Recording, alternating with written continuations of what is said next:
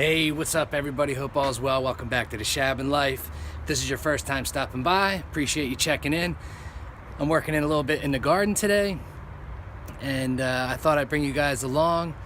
There's not much going on, but while I was planting some tomatoes, I was looking around, and there's definitely some small things that I've been doing over the last bunch of years that I thought might be useful or helpful info. So I thought I'll grab the camera because I never think about doing that until way after the fact. But I'm still kind of getting used to that whole jammy here on YouTube. You know, like I said, normally I finish a project and then I go, oh man, I should have taken a picture, I should have videoed that. So while I was out here, I figured I'd just kind of show you what's going on. If no one's seen the garden before, you know, this is what we're working with. It's maybe about, I don't know, 400 square feet or so, you know, between the raised beds and some buckets and some herb gardens. This is one really helpful tip that I've learned over the years, just to help keep a lot of the bugs out and a lot of the cabbage moths. This is just tool, just regular. A great tool is tool. This is just wetting tool, and it comes on a bat, just like fabric. It comes on a bat just like that, and you can get it like, you know, 2 feet wide, 3 feet wide. I think that this is 10 feet, so it's 10 feet wide. I think it's about 10 feet wide, and I think it might be, I don't know, 100 feet, or it may even be 300 feet that comes on the bat, and it's not expensive at all. I think I paid maybe 50 bucks, and that was 3 or 4 years ago. I've been using some of the same pieces now for a while, but it really works well. Obviously, it lets a ton of sun in, still lets the rain in.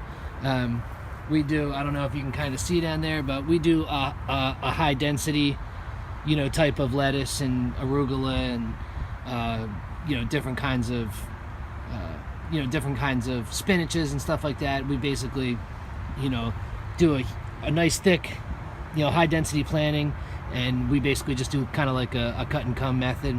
You saw when I build the raised beds, you know, when I do the hoops, these hoops, which are pretty much everywhere, you can see over there, the hoops are on the inside of the garden beds, and that works out well too. That was how I first started doing them. But then I started putting the 1-inch PVC. So this is 1-inch PVC, and then the 1/2-inch PVC that creates the hoop basically just slides into it. I started mounting the 1-inch on the outside because it makes it super easy just to use the $1 clips from the home improvement store to either put, you know, 6 mil plastic around it for when you're trying to warm things up a little bit, or in this regard, you know, with the tool, you know, you can just use the tool, you can just, you know, basically use the clips right on the end to hold the tool down. And then on the ends of the beds, I just mount, I don't know if you can see it, just a piece of wood on the end just to give me something to clamp to.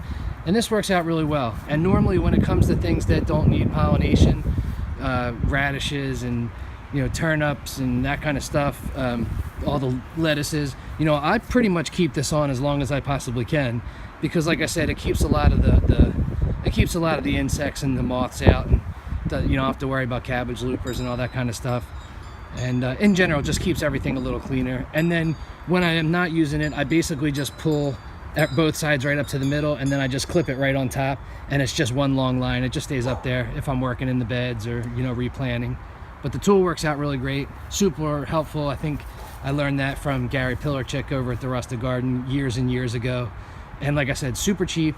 You can find it on Amazon along with, you know, a new heart if that's what you need. I got some tomatoes that I'm putting in the ground. These tomatoes are just a couple varieties that I didn't grow inside, and they're just from, we have a local flower shop that is a converted gas station, and it's super cool place, and they do 10 for 10 veggies, and they normally, you know, just put out the normal stuff, tomatoes, peppers, eggplants, cucumbers, things like that. But I normally just go down and get maybe a flat of each of the tomatoes and peppers of things that I didn't necessarily start in our grow room. So with the tomatoes, there's a couple tips and tricks I thought might be helpful that I've been using for a bunch of years now and have really worked out well for me. And there's a couple reasons why I do it. But I know there's a million types of tomato cages and tomato stakes out there, and I feel like I've, just like everybody else, I've probably tried all of them, and some work really well, some don't. some of the homemade stuff out there is really good too. Sometimes it gets a little bit expensive, and I know that, storing stuff during the off season can sometimes be a pain in the butt too. If you have like 40 tomato cages, yeah, they stack together, but it starts to become a little bit cumbersome. And one of the things that I was having trouble with is that I like to, and maybe other people like to do this too, I like to get the cage around the tomatoes when they sort of get planted so that it doesn't become a hassle to try and put it on after, it starts growing and becomes a little bigger, or if I'm away for a couple days and they just, burst, and then it's a little harder to slip the cages or, slip the stakes down. But one of my biggest things was that I liked to get things in the ground kind of early, and one of the issues I was having was I couldn't exactly put a tomato in the ground and then cover it with the 6mm plastic over, I couldn't do the cold frame or the cold tunnel over, because if the tomato cage was in there, it was obviously sticking up higher than it would allow me to put the plastic on. So one of the solutions that I found, and I've used this now for a couple of years, and I really, really like it, is that I wanted something that I could stick in the ground when I planted the tomato, but that would leave me space to put the plastic over if it was going to get cold for a bunch of nights. Again, you always get excited and pop things in the ground early spring, and then you notice you're going to get frost for like 6 days consecutively, which is probably my fault. But what I've come up with, and what I do now, and it works really well and it stores really well, is that I basically just take a 10-foot stick of 1/2-inch EMT, which is just, from the electrical aisle in your big box store. It's electrical metallic tubing. It's used in electrical. And I cut a 10-foot piece into a 2-foot section and then 2 4-foot sections. And then you can get basically a bucket's worth of 1/2-inch couplings, and that basically allows you to put the pipe back together again if you were working in the field. But what I do is I take the 2-inch section, or the 2-foot section that I cut off, and then I put a coupling on top of that, and I put that right in the ground when I put the tomato in. So I'm going to show you real quick. And what that allows me to do is I've got the 2-foot stake in the ground next to the tomato, and I can cover the entire bed over with plastic for 2, 3, 4 weeks without having any issues with the tomato stake. But then this tomato starts to get a little bit bigger and I need to start tying it off, I basically can just slip in a 4-foot piece to the coupling, tighten the coupling up, and now I've got basically my tomato stake started that I can tie it off to. So I'll kind of show you real quick. All right, so hopefully you can see me. This is the 2-foot section of EMT. And again, just used in electrical, and I'm sure there'll be people out there that talk about it rusting and things like that. And you can go back and watch other videos about using cattle panels in the garden and them rusting. And, the little bit of rust that comes from that is not going to harm the garden by any stretch. But what I like to do is put this in the ground when I plant the tomato. And normally what I'll do is hammer this down. So I basically have my tomato stake in the ground, and I can cover the entire bed with plastic if it's going to get cold out without having any effect on the tomato stake. But as the tomato starts to grow, I just take a 4-foot section, which I'll show you.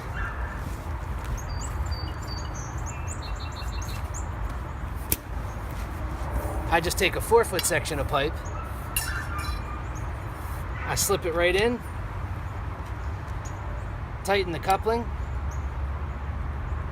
and then I have my 4-foot. Now I have a 6-foot tomato stake. And you can basically just tie your tomato off to the stake as it starts to get bigger and bigger. Now, sometimes your tomato gets huge, and I've had them go really, really high. So I put another coupling on that side, and then I have another 4-foot length, or I can take one of my 2-foot lengths and just go a little bit higher with it. But that's a really great option for, some of you guys looking for, different types of tomato stakes, rather than using cages, which I certainly have, a decent amount of cages from the years of buying stuff for the garden. But these tomato stakes, this has worked out really well for me over the past probably 5 years now that I don't use anything else.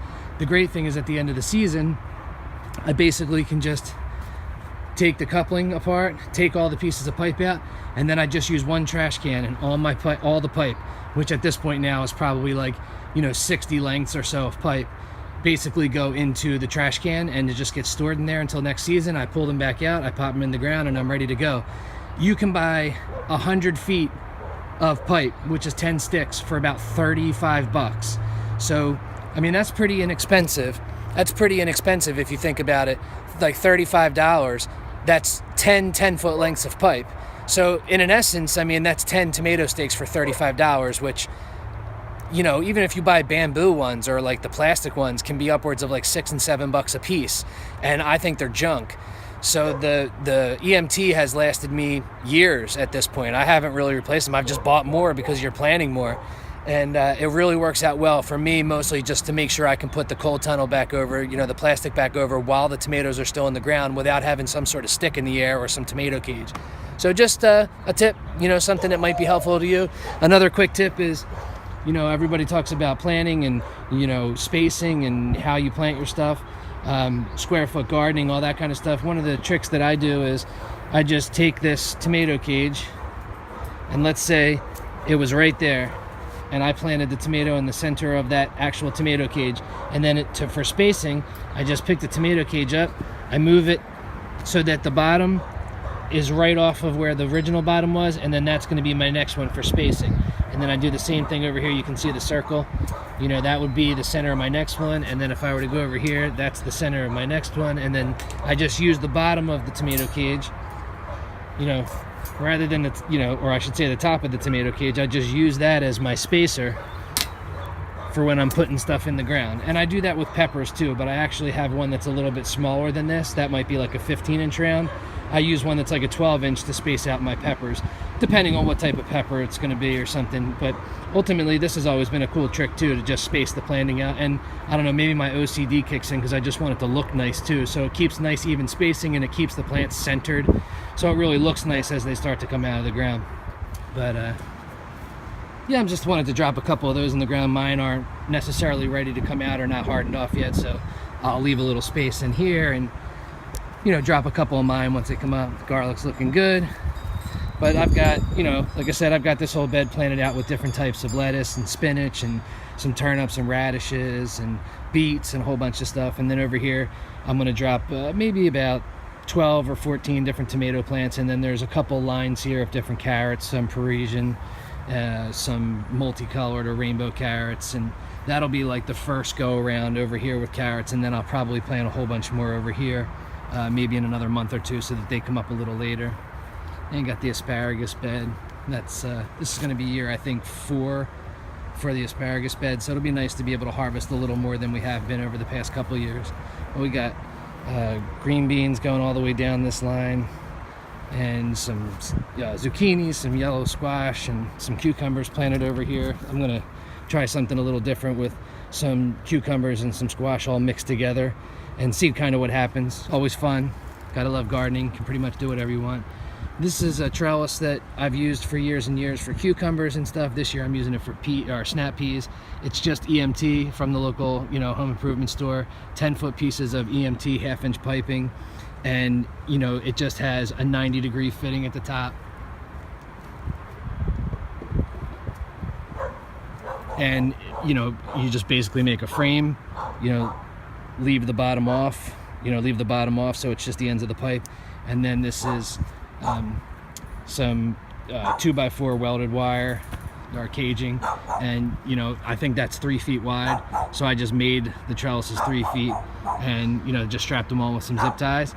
And then this year, instead of using them for cucumbers and some other odds and ends, I just decided to lean them towards each other like a teepee, some cable ties at the top, stick them in the ground, and then I got some snap peas planted on both sides. And then I think I'll do maybe some radishes and lettuce and turnip and stuff underneath, which will be nice. It'll shade it out a little bit, keep them cooler during the hot temperatures. This is also cool. I, you know, just took the regular 1/2-inch PVC that I would normally do for the hoop, and I just used the 2x4 caging, the welded wire, and just basically wrapped it around to make another sort of trellis. And I've used this the last couple of years for cucumbers, and it works out great. So there's cucumbers planted at the bottoms of both sides, and they'll just kind of grow both over each side. And then again, I'll plant some stuff underneath there, you know, some lettuces and, you know, maybe some chard or something like that, just to, you know, use up the underneath area. But yeah, everything's kind of getting in the ground. It's nice. Looking forward to things to start popping up. Actually, really looking forward to putting some chickens in here. That'll happen just after Easter, so that's very exciting. And then we have a whole bunch of like weird buckets and pots and stuff around the house, some blueberries and some different pots, and they all grow different herbs. You know, there's an herb garden over here. Nothing's really popping up. We cleaned this out really well this year and replanted. We had a bunch of stuff that would be overwintering in here, and you know, some sage and things, and we moved a lot of stuff. So this year, and we go through cilantro like it's going out of style, so you know, this year it's just cilantro, basil, and parsley, and we're just gonna, like a high density type situation, and just blow this out with a whole bunch of herbs. So it'll be kind of fun. And then these are some tomatoes and peppers. They're just starts now that it's a little warmer in there. I like to put some tomato seeds out and, you know, let them come up naturally, and then if I've got room as it gets a little later in the season, I'll pop them in over in the beds, and you know, kind of be some tomatoes that come up a little later, or if some stuff doesn't make it, I can at least transplant them over. But exciting. But again, this tool, for those of you who have to deal with a lot with the insects, and especially the cabbage moth, or the white moth or white butterfly that, you know, makes the cabbage looper, you know, the tool is a really easy way to kind of help prevent that. Easy to, you know, slip up and slip down, you know, during the days and nights. Still lets water through, still lets sun through. And again, the hoops are there anyway, because normally when it gets a little closer to the end of the season, or if it was earlier in the season and I had stuff planted, we'd have the 6 mil plastic on there and just doing some cold tunnels. But yeah, it's just a quick look at the garden.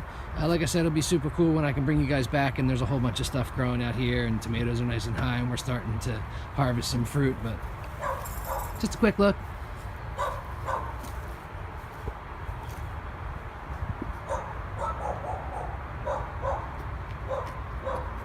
Yeah, thanks for stopping by. Any questions or comments, leave them below, and I'll do my best to answer them. And again, if you're first time checking in, check us out on Instagram and Facebook, and appreciate you watching. We'll catch you guys on the next one.